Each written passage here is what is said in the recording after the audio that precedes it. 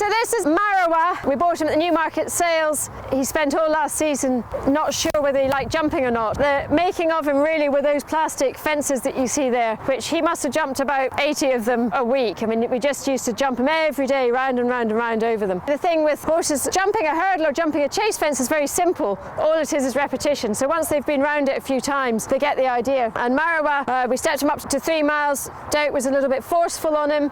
And he was 5th. Anyway, last time he played a bit more of a waiting game and he won rather nicely at Perth. They've put him up £7, but I still don't think that will be enough to stop him. He's ridden by Elle, who has been here for 11 years. You don't know. See how happy she is. Elle absolutely loves Marawa and he loves her, and they get on particularly well. Anyway, he's been in fantastic form all this week as well. He only raced last week, but he's been brilliant this week and we're rather pleased with him. He's going to have just an easy week between now and Perth.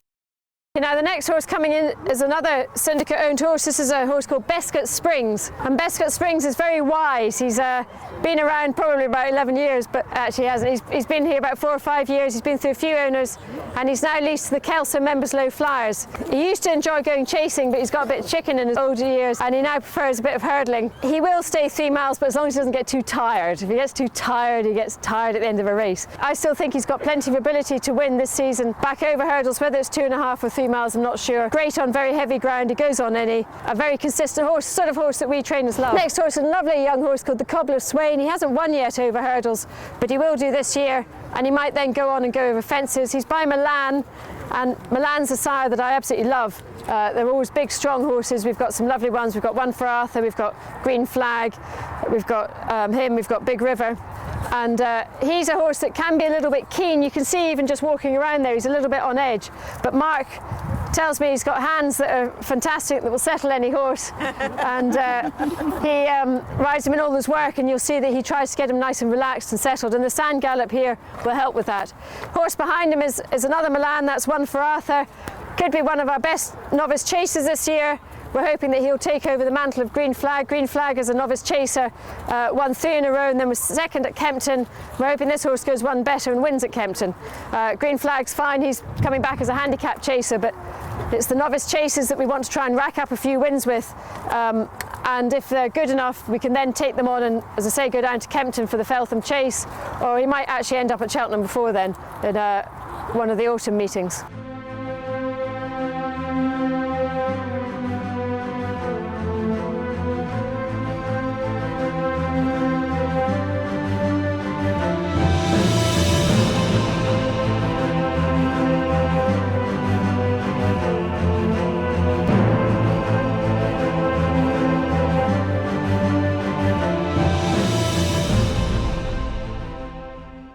I'm here with Lucinda Russell at her yard just outside Milnathort. How are you today?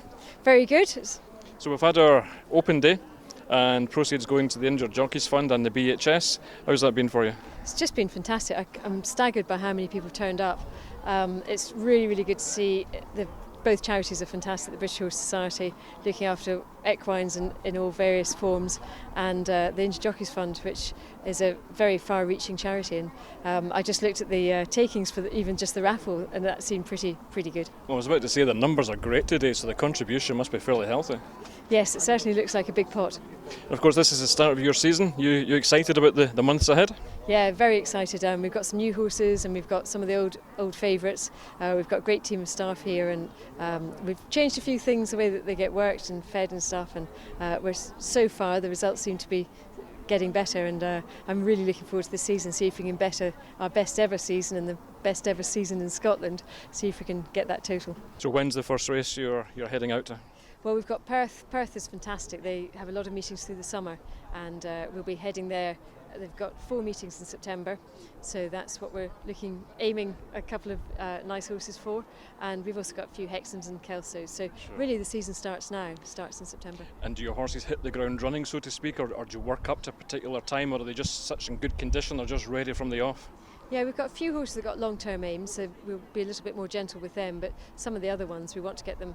Every horse will improve for its first run, but we have a little sort of sequence of races that they can run up, so that's what we'll be looking for. Good.